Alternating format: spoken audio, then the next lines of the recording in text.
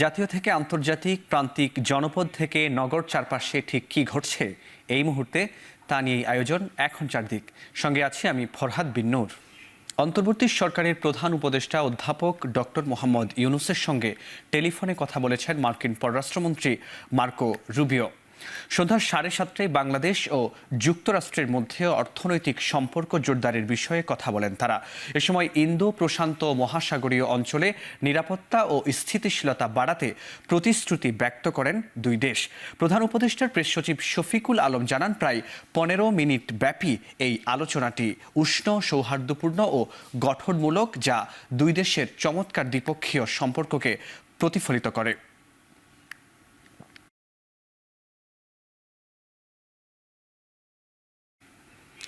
জাতীয় সংসদ নির্বাচনের ভোট কেন্দ্র স্থাপনে ডিসি ও ইউএনওকে প্রধান করে কমিটি করার বিধান বাদ দেওয়া হয়েছে।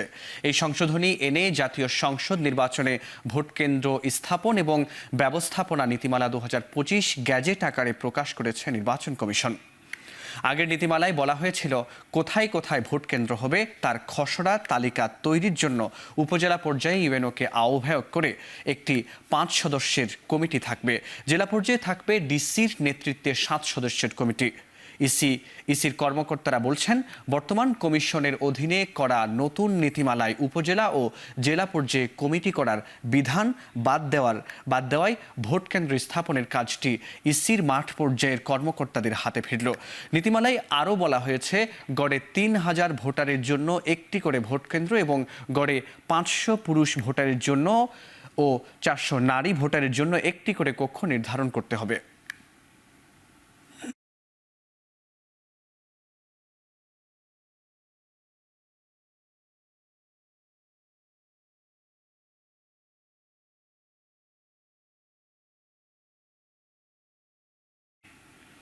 বিএনপি মহাসচিব মির্জা ফখরুল ইসলাম আলমগীর বলেছেন, নির্বাচিত সরকারের সাথে কাজ করার জন্য মুখিয়ে আছে চীন।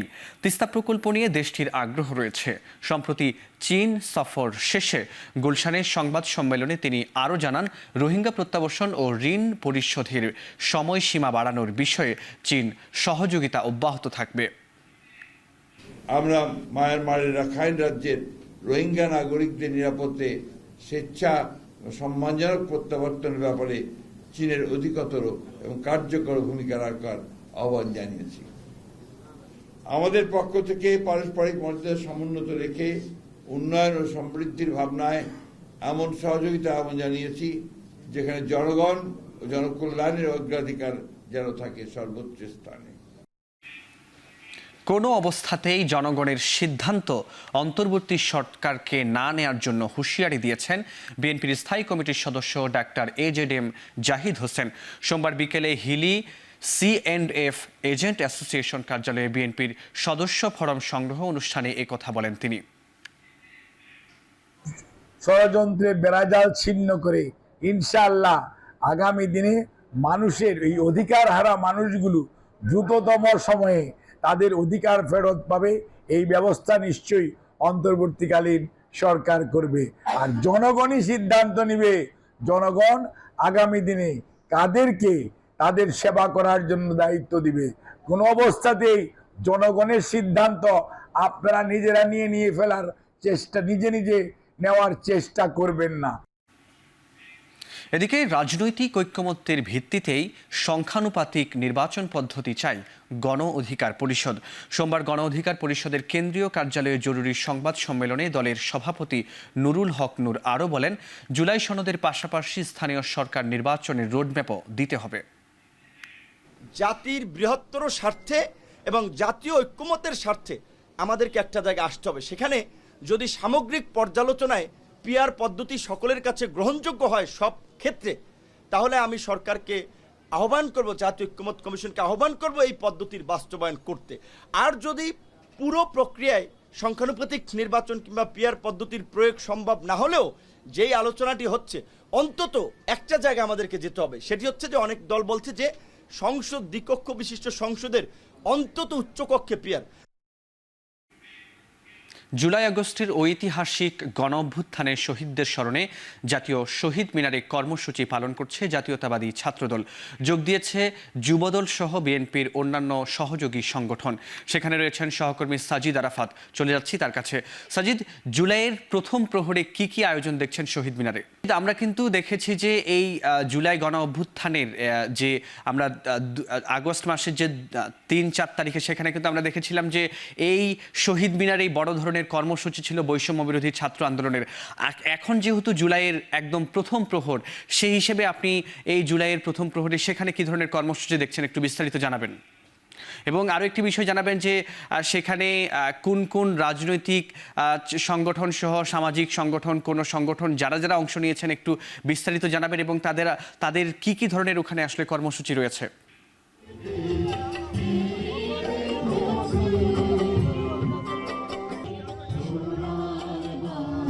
ফরাদ, এই মুহূর্তে জাতীয় সঙ্গীত পরিবেশন হচ্ছে জুলাই আগস্টের যে শহীদ, সেই শহীদদের স্মরণে। আমরা কিছুক্ষণ সেই জাতীয় সঙ্গীতটি শোনাতে চাই আপনাদের।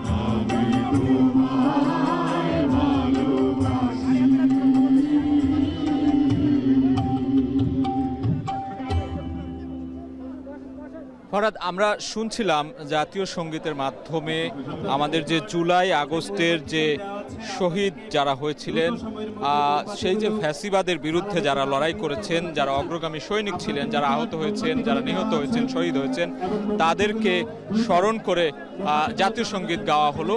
এ পর্যায়ে আমরা দেখছি বাংলাদেশ জাতীয়তাবাদী ছাত্রদল, জাতীয়তাবাদী দল বিএনপি, তাদের যে অঙ্গ সহযোগী সংগঠন রয়েছে, তাদের আয়োজনে কেন্দ্রীয় শহীদ মিনারে মোমবাতি প্রজ্বলন করা হচ্ছে। অর্থাৎ শহীদদের স্মরণ করে মোমবাতি প্রজ্বলন করা হচ্ছে। এই মুহূর্তে সবার হাতে হাতে মোমবাতি দেওয়া হয়েছে এবং মোমবাতিগুলো জ্বালিয়ে কিছুক্ষণ নীরবতা পালন করে সেই যে জুলাই আগস্টের যে যারা শহীদ, যারা অগ্রগামী ভূমিকা রেখেছিলেন সেই ফ্যাসিবাদের বিরুদ্ধে, 16 বছরের যে আধিপত্যবাদ ছিল বাংলাদেশে, তাদের বিরুদ্ধে যে লড়াই সংগ্রামে যারা রাস্তায় নেমেছিল, রক্ত দিয়েছিল, তাদেরকে এই স্মরণ করার যে এই যে সময়টি, সেই সময়টি কিন্তু একেবারে এখনই এই মুহূর্তে, কারণ রাত 12টা পেরিয়ে গেছে, রাত 12টা 4 বাজে এখন। অর্থাৎ জাতীয় সঙ্গীত শুরুতে হলো, এ পর্যায়ে মোমবাতি প্রজ্বলন করা হচ্ছে। এই মোমবাতি প্রজ্বলনের মাধ্যমেই কিন্তু এই যে জুলাইয়ের যে শহীদ, তাদেরকে কিন্তু স্মরণ করা হচ্ছে, তাদের জন্যই কিন্তু এই যে শোক আয়োজন আজকের। এবং জাতীয় সঙ্গীতের পর মোমবাতি প্রজ্বলন করেই তাদেরকে স্মরণ করা হচ্ছে। এবং এই যে কার্যক্রম বা কর্মসূচি, সেটি কিন্তু মাসব্যাপী চলবে, অর্থাৎ 36 দিন ব্যাপী চলবে। সেই যে 36 জুলাইয়ের যে ঘটনাবহুল, যে বাংলাদেশ 2024-এর যে ঘটনাগুলো হয়েছে ফ্যাসিবাদের বিরুদ্ধে, তার বিরুদ্ধেই কিন্তু রক্ত দিয়েছেন ছাত্র জনতা, সেই দিনগুলোকেই কিন্তু স্মরণ করা হচ্ছে। আমরা দেখছি এই মুহূর্তে পুরো শহীদ মিনার এলাকায় নীরব নিস্তব্ধতা নেমে এসেছে।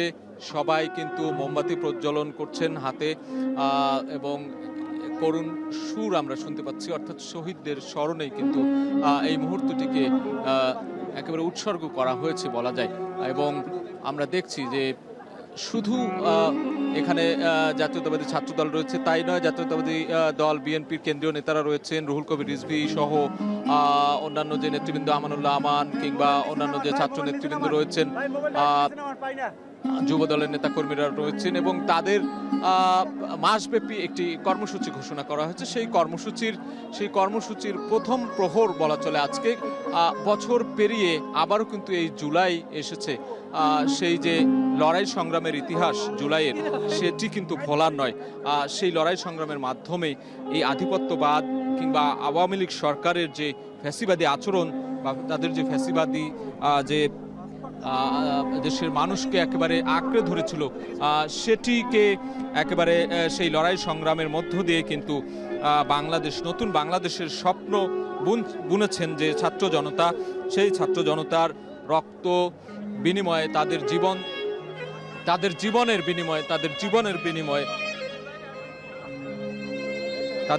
বিনিময়ে কিন্তু নতুন বাংলাদেশ বিনির্মাণের যে স্বপ্ন, সেই স্বপ্নে কিন্তু এই যে একটি বছর পেরিয়ে গেল আমরা দেখলাম।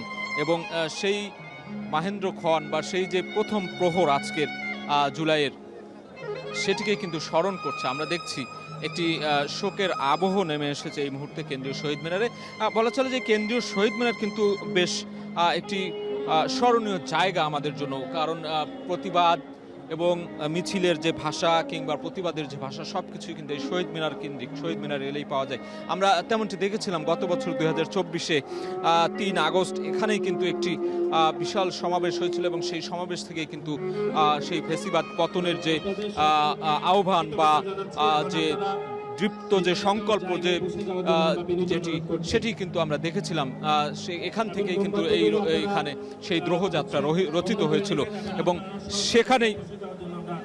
সেখানেই কিন্তু আমরা আজকে এসেছি এবং আমরা এখানে যারা রয়েছেন, যারা এখানে মোমবাতি প্রজ্বলন করছেন বিভিন্ন ছাত্র ও নেতৃবৃন্দ আছেন। আমরা একটু জানতে চাই যে বছর ঘুরে আবারও সেই জুলাই এসেছে। প্রথম প্রহরে আপনারা সেই শহীদদের, যারা আহত হয়েছেন, যারা শহীদ হচ্ছেন, তাদের স্মরণ করছেন। এই যে নতুন বাংলাদেশ গড়ার প্রত্যয় নিয়ে একটা যে গণ অভ্যুত্থান হয়েছিল, সেটির আজ 1 বছর পূর্তি, কি বলবেন আসলে?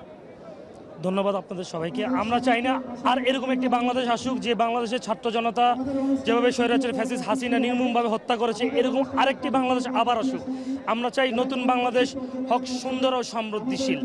এই বাংলাদেশে যেন প্রতিটি শিশু থেকে নারী এবং ছাত্র জনতা সবাই সুরক্ষিতভাবে থাকতে পারে, সেই জন্য আজকে আমাদের জাতীয়বাদী ছাত্র দলের পক্ষ থেকে এই স্মরণ সভা। আমরা শুনছিলাম, আমরা আরেকজনের কাছ থেকে শুনতে চাই আজকের এই যে আয়োজন এবং 36 দিন ব্যাপী যে কর্মসূচি দেওয়া হয়েছে, বিভিন্ন রাজনৈতিক দল দিয়েছে, আপনারাও দিয়েছেন, সেই কর্মসূচির প্রেক্ষিতে যদি বলতেন যে কি কি থাকবে আজকের পরের দিনগুলোতে। আমাদের প্রায় মাসব্যাপী যে কর্মসূচি দেওয়া হয়েছে, নানান ধরনের সকল সংগঠন ভিত্তিক কর্মসূচি দেওয়া হয়েছে। এই কর্মসূচির মাধ্যমে আমাদের দল এবং আমরা বাংলাদেশের জনগণকে আবার সে বার্তা দিতে চাই, যেই স্পিরিট নিয়ে, জুলাইয়ের স্পিরিট নিয়ে এদেশের সকল সাধারণ মানুষ এবং ছাত্র জনতা যে একটি ফ্যাসিস্ট সরকারের বিরুদ্ধে নেমেছিল, সেই শক্তিগুলোকে আবার একত্রিত করে একটি গণতান্ত্রিক এবং শক্তিশালী বাংলাদেশ গড়ার প্রত্যয় নিয়ে আমাদের দলের যে কর্মসূচি দেওয়া হয়েছে, সেগুলো বাস্তবায়ন করার জন্য দেওয়া হয়েছে। আমরা শুনছিলাম এখানকার যে নেতাকর্মীরা রয়েছেন, তারা বলছিলেন যে আর যেন ফ্যাসিবাদের জন্ম না হয় এবং আর যেন গণতান্ত্রিক প্রক্রিয়ায় বাংলাদেশ যেন এগিয়ে যায়, সেখানে কোনো ফ্যাসিবাদের জন্ম যেন না হয়, সেটি কিন্তু প্রত্যাশা করছিলেন। আমরা আরেকজনের সঙ্গে একটু কথা বলবো। আগামী দিনের নতুন বাংলাদেশের কথা বলছি, ইনক্লুসিভ বাংলাদেশের কথা বলছি। সেই জায়গা থেকে আমরা 16 বছরে একটা ফ্যাসিবাদী কাঠামো থেকে বেরিয়ে এসে আগামীর বাংলাদেশ কেমন হবে বলে মনে হয় আপনার? আপনারা জানেন, বাংলাদেশ জাতীয়তাবাদী দল বিএনপি আগামী সাম্য মানবিক বাংলাদেশ বিনির্মাণে বিভিন্ন ধরনের কর্মসূচি পালন করছেন। আমাদের জুলাই আগস্ট আন্দোলনে আমরা যে আমাদের শহীদদেরকে হারিয়েছি, আপনারা দেখেছেন, একমাত্র বাংলাদেশ জাতীয়তাবাদী ছাত্র দলের নেতাকর্মী ছুটে এসেছেন আজকে শহীদ মিনার, মোমবাতি প্রজ্বলন সহ এই ধরনের একটি ব্যতিক্রম ধর্মী কর্মসূচি করার মাধ্যমে আমরা বুঝিয়ে দিয়েছি আমরা আমাদের শহীদ ভাইদেরকে ভুলিনি। আগামীর বাংলাদেশের সাম্য মানবিক বাংলাদেশ বিনির্মাণে বাংলাদেশ জাতীয়তাবাদী দল বিএনপি তথা বাংলাদেশ জাতীয়তাবাদী ছাত্র দল সবসময় মাঠে থাকবে। ধন্যবাদ। আমরা শুনছিলাম তিনি বলছিলেন যে আগামীর বাংলাদেশ হবে সাম্য, মানবতাবাদ কিংবা একেবারে বৈষম্যহীন যে বাংলাদেশের কথা বলছি আমরা, বা যেটা বলা হচ্ছিল 2024 জুলাই আগস্টের আন্দোলনে ছাত্র জনতা যে বৈষম্যহীন বাংলাদেশ গড়ার নেপথ্যে যে আন্দোলন সংগ্রামে লিপ্ত হয়েছিল, যে রক্তাক্ত হয়েছিল তারা এবং রক্ত ঝরিয়ে প্রাণের বিনিময়ে যে নতুন বাংলাদেশের স্বপ্ন বিনির্মাণের যে স্বপ্ন দেখিয়েছিল, সেটি আগামী দিনে সেই স্বপ্ন পূরণ হবে এবং গণতান্ত্রিক প্রক্রিয়া ফিরে আসবে। গণতান্ত্রিক প্রক্রিয়ার সাথে এই দেশের জনগণ তারা সবাই নতুন বাংলাদেশ গড়বে, এমন প্রত্যাশা কিন্তু করছেন। আমরা এখানে দেখছি ছাত্র জনতার একটা বিপুল সমাগম এখানে হয়েছে, যেটি আমরা দেখেছিলাম 24 পুরো জুলাই থেকে শুরু করে একেবারে 5 আগস্ট পর্যন্ত, অর্থাৎ ফ্যাসিবাদের পতন হওয়ার আগ পর্যন্ত তাদের যে রাজপথে যে স্লোগান, মিছিল কিংবা যে দ্রোহযাত্রা কিংবা তাদের যে সবকিছুকে বুকের তাজা রক্ত দিয়ে, অর্থাৎ গুলির সামনে বুক পেতে দাঁড়িয়ে থাকে এই যে নতুন বাংলাদেশ গড়ার যে প্রত্যাশা দেখিয়েছিল, সেই স্বপ্ন যেন শুধু স্বপ্নই না থাকে, সেটি যেন বাস্তবে রূপান্তরিত হয়, এমন প্রত্যাশার কথাই কিন্তু এখানকার যে ছাত্র নেতারা রয়েছেন, ছাত্ররা রয়েছেন, সাধারণ ছাত্র থেকে শুরু করে রাজনৈতিক কর্মীরা, সাধারণ মানুষ, সবার কিন্তু প্রত্যাশা একটাই, যে আগামী দিনে যে বাংলাদেশ হবে সেটি সাম্যর বাংলাদেশ হবে, বৈষম্যহীন বাংলাদেশ হবে, গণতন্ত্রের বাংলাদেশ হবে। এবং যে স্বপ্ন দেখিয়ে এই জুলাই আগস্টে যারা শহীদ হয়েছেন তাদের রক্ত যাতে বৃথা না যায়, তাদের রক্তের উপর দাঁড়িয়ে নতুন একটি বাংলাদেশ গড়ে উঠবে গণতান্ত্রিক প্রক্রিয়ায়, সেটি কিন্তু তারা বলছেন। এবং তাদের স্মরণে আজকের এই যে জুলাইয়ের প্রথম প্রহর, সেটি কিন্তু স্মরণ করা হলো, সেটি পালিত হলো একেবারে গভীরভাবে। এখানে তারা স্মরণ করলেন, বিএনপি নেতাকর্মীরা রয়েছেন, ছাত্রদলের নেতাকর্মীরা রয়েছেন, সবাই মোমবাতি জ্বালিয়ে প্রজ্বলন করে এবং সমবেত কণ্ঠে জাতীয় সঙ্গীত গেয়ে, এবং কিছুক্ষণ পর হয়তো দোয়াও হবে, সেই শহীদদের উদ্দেশ্য করে তাদেরকে স্মরণ করে এই যে আয়োজন, সে আয়োজন 36 দিন ব্যাপী অর্থাৎ মাস ব্যাপী চলবে, এমনটি আমরা জানতে পেরেছি। তো এই ছিল আমার কাছে থাকা শহীদ মিনার থেকে সবশেষ খবর। জুলাই আগস্টের ঐতিহাসিক গণ অভ্যুত্থানের শহীদদের স্মরণে জাতীয় শহীদ মিনারে বিভিন্ন কর্মসূচি পালন করছে জাতীয়তাবাদী ছাত্রদল সহ বিভিন্ন সংগঠন।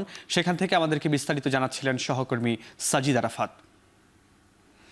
ঐতিহাসিক জুলাই গণ অভ্যুত্থান স্মরণে মাসব্যাপী কর্মসূচি ঘোষণা করেছে বাংলাদেশ ইসলামী ছাত্র শিবিরও। সোমবার বিকেলে সংবাদ সম্মেলনে কর্মসূচি ঘোষণা করা হয়। 36 দিনের কর্মসূচির মধ্যে রয়েছে দেশব্যাপী শহীদদের কবর জিয়ারত, সেমিনার, সিম্পোজিয়াম, বিক্ষোভ মিছিল, বিতর্ক প্রতিযোগিতা ও আলোকচিত্র প্রদর্শনী। এ সময় শিবির সভাপতি বলেন, গণ অভ্যুত্থানের 10 মাসেও জুলাই সনদ ঘোষণা না করতে পারা সরকারের ব্যর্থতা। বিডিআর ও শাপলা হত্যাকাণ্ডের বিচার না হওয়ায় সমালোচনা করে তিনি আরও বলেন, সকল বিশ্ববিদ্যালয়ে ছাত্র সংসদ নির্বাচনের বানচালের অপচেষ্টা চলছে। কয়েকটি রাজনৈতিক দলের আশ্রয়ে দেশে ধর্ষণ বেড়ে যাওয়ায় সমালোচনা করেন তিনি।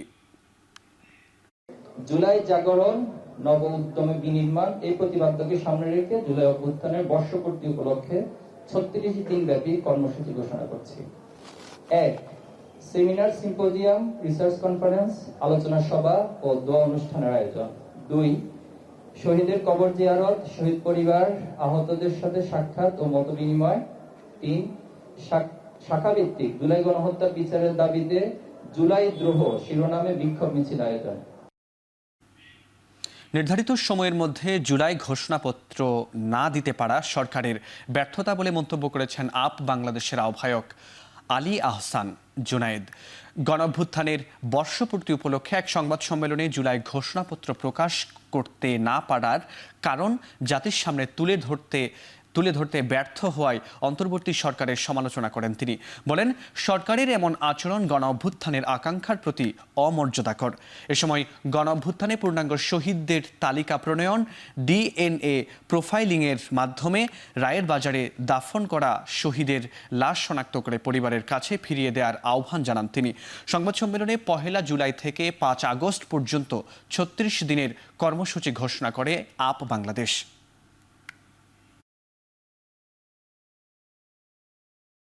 1 জুলাই থেকে 36 জুলাই পর্যন্ত দেশব্যাপী গণসংযোগ চলবে। 4 জুলাই বরিশাল বিভাগীয় গণসংযোগ, 5 জুলাই রংপুর বিভাগীয় গণসংযোগ, 11 জুলাই চট্টগ্রাম বিভাগীয় গণসংযোগ, 12 জুলাই সিলেট বিভাগীয় গণসংযোগ, 15 জুলাই নারী শিক্ষার্থীদের প্রতিরোধ স্মরণ। এছাড়াও জুলাই ঘোষণাপত্রের দাবিতে সকল রাজনৈতিক দলের সাথে সৌজন্য সাক্ষাৎ ও সংলাপের আয়োজন করবে ইউনাইটেড পিপলস বাংলাদেশ। পাশাপাশি আপ বাংলাদেশ সারা দেশে সাধারণ সমর্থক বৃদ্ধি কার্যক্রম পরিচালনা করবে ইনশাআল্লাহ। জুলাই গণ অভ্যুত্থানের প্রথম শহীদ আবু সাঈদ হত্যাকাণ্ডে ৩০ জনের বিরুদ্ধে অভিযোগ আমলে নিয়ে বিচার শুরু করেছে আন্তর্জাতিক অপরাধ ট্রাইব্যুনাল। সোমবার দুপুরে আবু সাঈদ হত্যার ভিডিও দেখানো হয় আন্তর্জাতিক অপরাধ ট্রাইব্যুনাল 2-এ। 30 আসামির বিরুদ্ধে অভিযোগ পড়ে শোনান chief prosecutor advocate Tajul Islam. মামলায় কারাগারে থাকা 4 আসামিকে গ্রেপ্তার দেখানো হয়। আর পলাতক বেরোবির সাবেক ভিসি হাসিবুর রশিদ, রংপুর মেট্রোপলিটন পুলিশের সাবেক কমিশনার মনিরুজ্জামান সহ 36 জনের বিরুদ্ধে গ্রেপ্তারি পরোয়ানা জারি করেন ট্রাইব্যুনাল। আন্তর্জাতিক অপরাধ ট্রাইব্যুনালে গত 13 জানুয়ারি অভিযোগ দায়ের করেন শহীদ আবু সাঈদের বড় ভাই রমজান।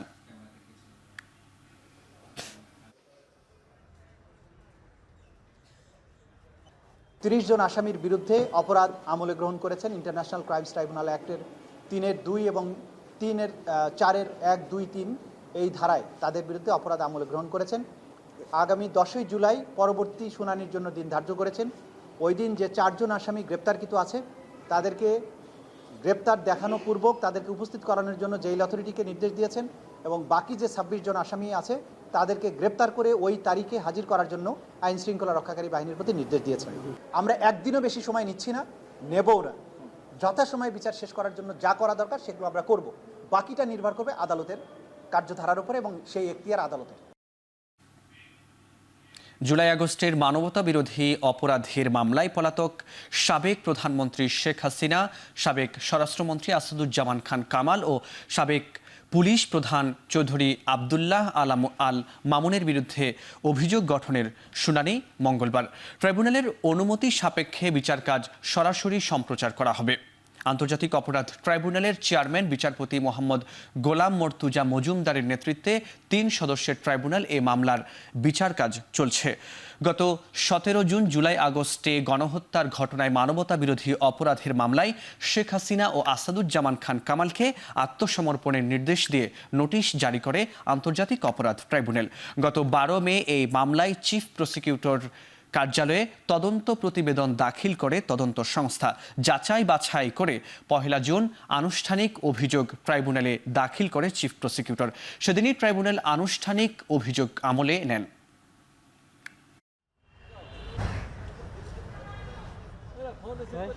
কুমিল্লার মুরাদনগরে ধর্ষণের ঘটনায় গ্রেপ্তার প্রধান আসামি ফজর আলী পুলিশ হেফাজতে চিকিৎসা নিচ্ছেন।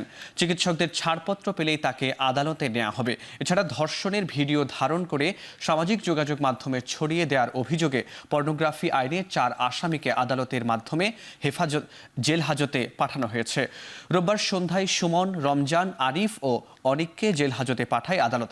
এর আগে গেল বৃহস্পতিবার রাতে কুমিল্লার মুরাদনগরে বাবার বাড়িতে বেড়াতে আসা নারীকে ঘরের দরজা ভেঙে ভেতরে ঢোকার অভিযোগ ওঠে ফজর আলীর বিরুদ্ধে। এই ঘটনায় ভিডিও করে সামাজিক যোগাযোগ মাধ্যমে ছড়িয়ে দেয় দেশ জুড়ে সৃষ্টি হয় চাঞ্চল্যের। পরে এ ঘটনায় মূল অভিযুক্ত ফজর আলীকে ঢাকার সাইদাবাদ থেকে এবং বাকি 4 জনকে কুমিল্লার বিভিন্ন স্থানে অভিযান চালিয়ে গ্রেপ্তার করে পুলিশ।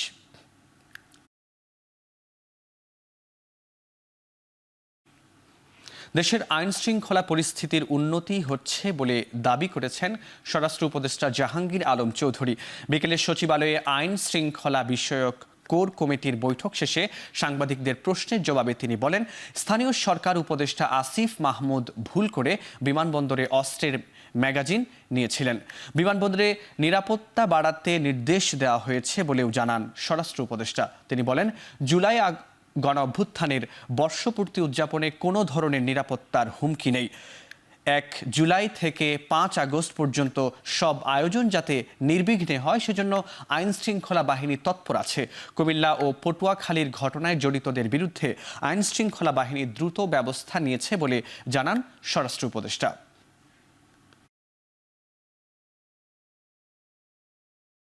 1 জুলাই থেকে 5ই অগাস্ট পর্যন্ত এই ব্যাপারটাই আমাদের আলোচনা হয়েছে।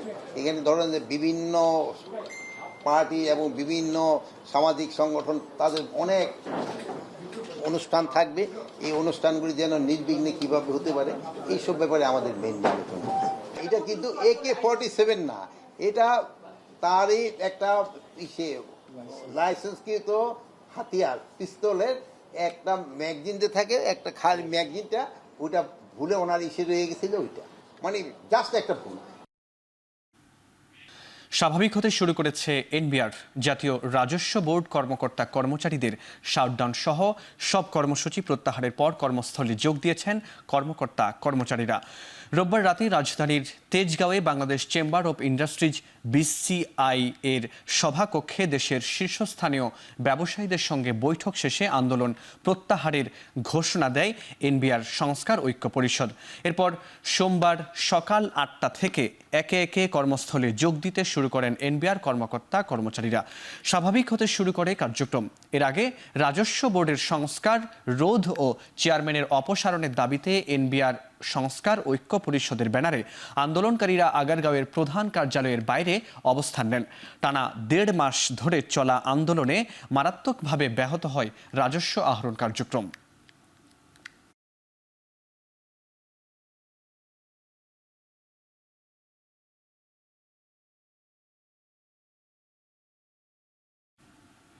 এনবিআর কর্মকর্তাদের বিরুদ্ধে দুদকের তদন্তে সরকারের হস্তক্ষেপ নেই বলেও জানিয়েছেন অর্থ উপদেষ্টা। সচিবালয়ে এক অনুষ্ঠান শেষে একথা জানান তিনি। এ সময় কর্মকর্তা কর্মচারীদের নির্ভয়ে ও নিরপেক্ষভাবে কাজ করার আহ্বান জানান উপদেষ্টা। জাতীয় স্বার্থে একদম বন্ধ করে দেয় একটা সার্ভিস, এটা কোনো যুক্তিটা গ্রহণযোগ্য। হ্যাঁ, আমাদের সাথে তাদের মতামত থাকতে পারে, আমি বহু আগে বলেছি, কিন্তু পোর্ট বন্ধ করে দেবে, এটা তো প্রাইভেট প্রপার্টি না। আমার ফ্যাক্টরি, বিস্কিটের ফ্যাক্টরি বন্ধ করে দিলাম হয়, এবং কোনো পক্ষপাত হিসেবে এটা ছাড়া যদি কাজ করে তাদের কারো অসুবিধা হওয়ার কথা না। বায়ু দূষণ কমাতে BRTA-কে সাথে নিয়ে পুরনো বাসের বিরুদ্ধে শিগগিরই অভিযান পরিচালনা করা হবে বলে জানিয়েছেন পরিবেশ উপদেষ্টা সৈয়দা রিজওয়ানা হাসান। সোমবার সকালে সচিবালয়ে বায়ু দূষণ নিয়ন্ত্রণে চীনের বিশেষজ্ঞ টিমের সাথে মতবিনিময় সভা শেষে একথা বলেন তিনি। উপদেষ্টা বলেন, বায়ু দূষণ রোধে স্বল্প, মধ্যম ও দীর্ঘমেয়াদে পরিকল্পনা গ্রহণ করেছে মন্ত্রণালয়। নির্মাণ কাজে বালু পরিবহনের ক্ষেত্রে বালু ঢেকে পরিবহন করতে হবে উল্লেখ করে জানান, ভাঙাচোরা রাস্তার শীত মৌসুমের আগেই মেরামত করতে হবে।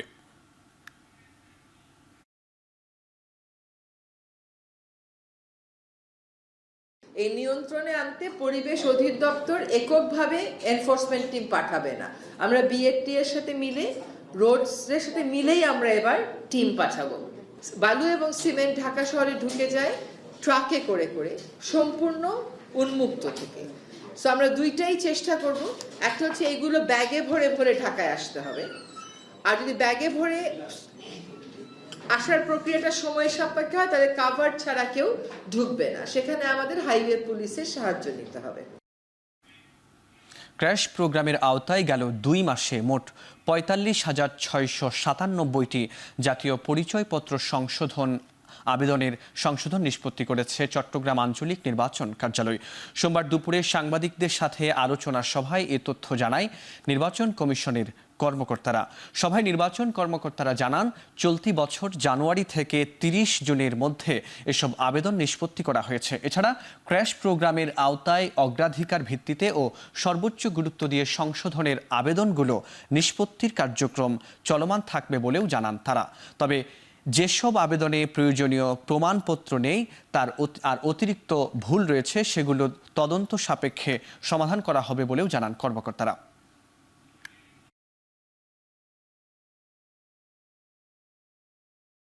আংশিক মঞ্জুর বলতে যেখানে একটা আবেদনে ধরেন পিতামাতা, স্বামী, স্ত্রী ইত্যাদির নাম চাওয়া হয়, জন্ম তারিখ চাওয়া হয়, অথবা ঠিকানার কোনো অংশ চাওয়া হয়, আমরা যে সমস্ত পেপারস সঠিক পেয়েছি ইনস্ট্যান্ট, সেটার প্রেক্ষিতে আমরা আংশিক করতে পেরেছি কোনো আবেদন। এই সংখ্যাটা হচ্ছে 6,183। তো এখন ইলেকশন কমিশন আমাদেরকে উন্মুক্ত করে দিয়েছে, কেউ যদি আমরা টাইম টেবলের ভিতরে না আসে আমরা বাতিল করে দিব। আগে আমরা বাতিল করার ক্ষমতা ছিল না, আমাদের সফটওয়্যার আমাদেরকে অনুমোদন করতো না, যার জন্য এগুলো এরকম জমে গিয়েছে অনেক। সাতক্ষীরা প্রেস ক্লাবের গেটে সাংবাদিকদের উপর সন্ত্রাসী হামলার ঘটনা ঘটেছে। সোমবার দুপুরে প্রেস ক্লাবে প্রবেশের সময় বহিরাগতদের হামলায় আহত হন অন্তত ২০ জন গণমাধ্যম কর্মী। এ ঘটনায় ৩ জন সাংবাদিক আহত হয়ে হাসপাতালে ভর্তি আছেন। প্রেস ক্লাব সভাপতি আবুল কাশেম জানান, পুলিশ ঘটনাস্থলে থাকলেও তাদের ভূমিকা ছিল প্রশ্নবিদ্ধ। দুই গ্রুপের দ্বন্দ্বের জেরে এ হামলার অভিযোগ উঠেছে। উত্তেজনার মধ্যে প্রেস ক্লাবে মোতায়েন করা হয়েছে সেনাবাহিনী। এর প্রতিবাদে আজ সাতক্ষীরা নিউ মার্কেট চত্বরে প্রতিবাদে মানববন্ধনের ডাক দিয়েছেন সাংবাদিকরা।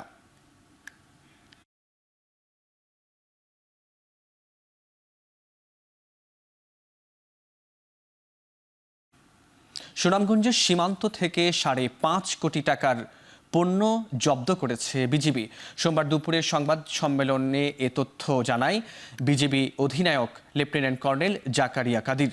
সংবাদ সম্মেলনে জানানো হয়, গোপন তথ্যের ভিত্তিতে সোমবার মধ্যরাতে সদর উপজেলার রঙ্গারচর সীমান্তে একটি পরিত্যক্ত গোদামে অভিযান চালায় বিজিবি। এ সময় জব্দ করা হয় 4,286 পিস ভারতীয় শাড়ি, 13 পিস লেহেঙ্গা ও 4,992 পিস প্রসাধন সামগ্রী সহ নানা পণ্য, যার বাজার মূল্য আনুমানিক 5.5 কোটি টাকা। এছাড়া গত এক মাসে 14.5 কোটি টাকার অবৈধ পণ্য জব্দ করা হয়েছে বলে জানিয়েছে বিজিবি। ভারতীয় অবৈধ পণ্য, শাড়ি, লেহেঙ্গা, কসমেটিক্স, চকলেট সহ অন্যান্য দ্রব্য সামগ্রী আমরা জব্দ করতে সমর্থ হই, যার বাজার মূল্য আনুমানিক 5.5 কোটি টাকা। তো এই যে অভিযান, সেটি আমরা গত এক মাসে আমাদের কিন্তু এই সিজারের পরিমাণ অনেক বেশি। বাস, মিনিবাস ও ট্রাকের নির্ধারিত আয়ুষ্কাল নিয়ে সরকারের সিদ্ধান্তে উদ্বেগ জানিয়েছে বৃহত্তর চট্টগ্রাম গণ ও পণ্য পরিবহন মালিক ফেডারেশন। চট্টগ্রাম প্রেস ক্লাবে সংবাদ সম্মেলনে উদ্বেগের কথা জানান পরিবহন মালিকরা। এ সময় সরকারের বিরুদ্ধে পুনর্বিবেচনার দাবিও জানান তারা। জানান, হঠাৎ এর সিদ্ধান্তে যানবাহন সংকট তৈরি হবে, বাড়বে জনভোগান্তি ও পণ্যের আমদানি রপ্তানির ব্যাঘাত হবে। এতে ভোগান্তিতে পড়বেন সাধারণ মানুষ, ক্ষতিগ্রস্ত হবে দেশের অর্থনীতি। শুধুমাত্র ঢাকা নগরীকে মাথায় রেখে নেয়া এমন সিদ্ধান্তকে বাস্তবতা বিবর্জিত বলছেন তারা।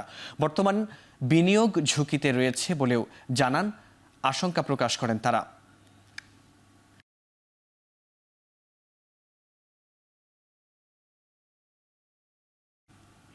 দুই বছর আগে অনুমোদন পেলেও অগ্রগতি নেই শরীয়তপুরের কৃষি বিশ্ববিদ্যালয়ের কার্যক্রম। এমত অবস্থায় দ্রুত বাস্তবায়নের দাবি জানিয়েছেন জেলাটির শিক্ষাবিদ ও নাগরিক সমাজ। সোমবার সকালে জাতীয় প্রেস ক্লাবের শরীয়তপুর কৃষি বিশ্ববিদ্যালয় বাস্তবায়ন ফোরাম আয়োজিত গোল টেবিল বৈঠকে বক্তারা বলেন, কৃষি বিশ্ববিদ্যালয় স্থাপনের যা উপযোগিতা থাকতে হয় শরীয়তপুরে তার সব আছে। আগের নাম বদলে 2025 সালে শরীয়তপুর কৃষি বিশ্ববিদ্যালয় নামকরণ করা হলেও বাস্তবায়নে দীর্ঘসূত্রতা দেখা যাচ্ছে। জেলাটির মানব সম্পদ উন্নয়নের পাশাপাশি কৃষি নির্ভর দেশে নবম এই কৃষি বিশ্ববিদ্যালয় বাস্তবায়নে আহ্বান জানান বক্তারা।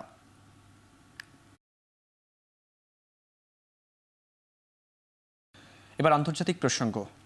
যুদ্ধবিরতি কার্যকর করে জিম্মিদের ফিরিয়ে আনতে মার্কিন প্রেসিডেন্ট ডোনাল্ড ট্রাম্পের আহ্বান উপেক্ষা করে গাজায় আগ্রাসনের মাত্রা বাড়িয়েছে ইসরায়েলি বাহিনী।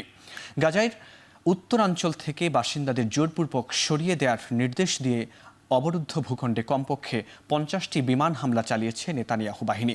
ইরানের সঙ্গে যুদ্ধবিরতির পর গাজায় আগ্রাসন তীব্র করায় প্রতিদিন বাড়ছে প্রাণহানির সংখ্যা। রোববার একদিনে প্রাণ গেছে ক্ষুধার্ত গাজাবাসী ও শিশুসহ 72 জনের। এ অবস্থায় যুদ্ধবিরতি সকলের জন্য সর্বোত্তম ঔষধ বলে মন্তব্য করেছেন বিশ্ব স্বাস্থ্য সংস্থার মুখপাত্র ক্রিস্টিয়ান লিন্ডমেয়ার। আর মধ্যস্থতাকারী দেশ মিশর বলছে অন্তত 60 দিনের জন্য যুদ্ধবিরতির চেষ্টা চালিয়ে যাচ্ছে তারা।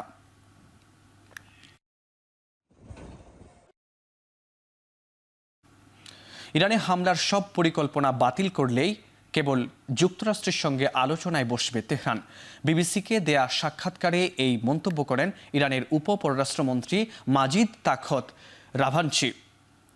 এ সময় তিনি আরও বলেন, পররাষ্ট্র ইস্যুতে ইরানের সঙ্গে আলোচনা চালিয়ে যেতে আগ্রহী ট্রাম্প প্রশাসন।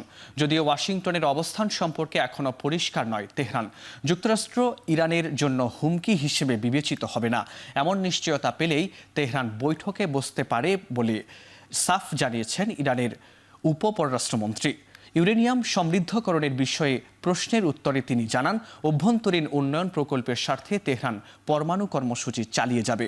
এর সঙ্গে পরমাণু অস্ত্র তৈরির কোনো সম্পর্ক নেই।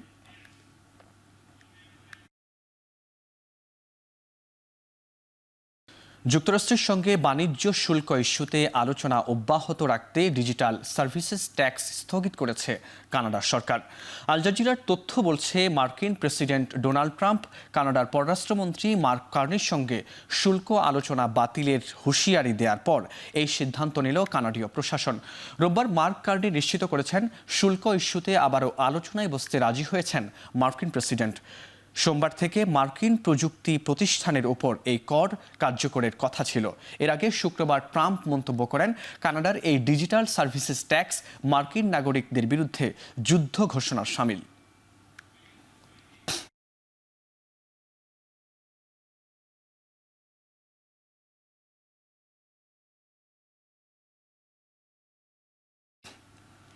দুই দেশের মধ্যে সাংস্কৃতিক উন্নয়নে দ্বিপাক্ষিক সম্পর্ক জোরদারে সম্মত হয়েছে রাশিয়া ও উত্তর কোরিয়া।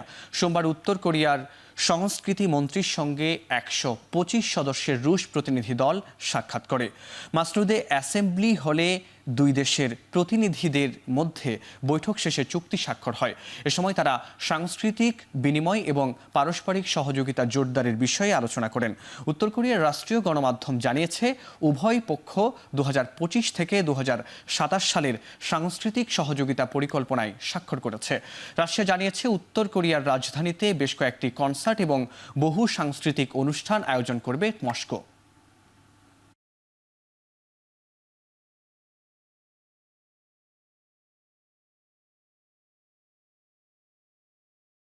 আগামী ডিসেম্বর জানুয়ারিতেই মাঠে গড়াচ্ছে বিপিএল। আর এই আসর থেকেই 5 বছরের জন্য দেয়া হচ্ছে ফ্র্যাঞ্চাইজির মালিকানা। দায়িত্ব গ্রহণের 1 মাসের মধ্যে তৃতীয় সভা করে এমন সিদ্ধান্তের কথা জানালেন বিসিবি প্রধান আমিনুল ইসলাম বুলবুল। বিপিএল এর আপনার টাইম ফ্রেমটা ঠিক হয়েছে, ডিসেম্বর জানুয়ারি, মিনিমাম 5 ইয়ারের জন্য টিম দিয়ে দেওয়া হবে। তারপরে new financial model will be establish with discussion with franchise. আগের মতো না, নতুনভাবে। বিপিএলের দ্বাদশ আসরে প্রতিনিধিত্ব করতে পারে নোয়াখালী। সায়েন্স গ্রুপের ম্যানেজিং পার্টনার আহমেদ জামিল বিসিবির কাছে নোয়াখালী রয়্যালস নামে দল কেনার প্রস্তাব দিয়েছেন। সায়েন্স গ্রুপের প্রতিষ্ঠাতা যুক্তরাজ্য প্রবাসী ব্যবসায়ী আহমেদ জামিল বাদল রয়েছেন দলটির কর্ণধার হিসেবে। আমরা বিপিএল যতদিন আছে, ইনিশিয়াল আমাদের টার্গেট ততদিনে থাকা। আশা করি এটা আমাদের দীর্ঘমেয়াদী পরিকল্পনা। যেহেতু আমি লাস্ট কয়েকটা বছর থেকে ক্রিকেটের সাথে আছি এবং আমার কিছু এক্স প্লেয়ার ন্যাশনাল টিমের যারা আমার টিমে খেলেছে লন্ডনে, এবং তাদের সাথে আমার বিভিন্ন বিষয় নিয়ে আলোচনা হয়েছে। ওনারা আমাকে সহযোগিতা করতে প্রস্তুত আছে। শেষ করছি এখন চারদিক। এখন টেলিভিশন ওয়েবসাইটে দেখতে ভিজিট করুন www.ekhon.tv। এছাড়া ফেসবুকে দেখতে ভিজিট করুন facebook.com/tv.ekhon এবং ইউটিউবে দেখতে ভিজিট করুন youtube.com/t/ekhon tv।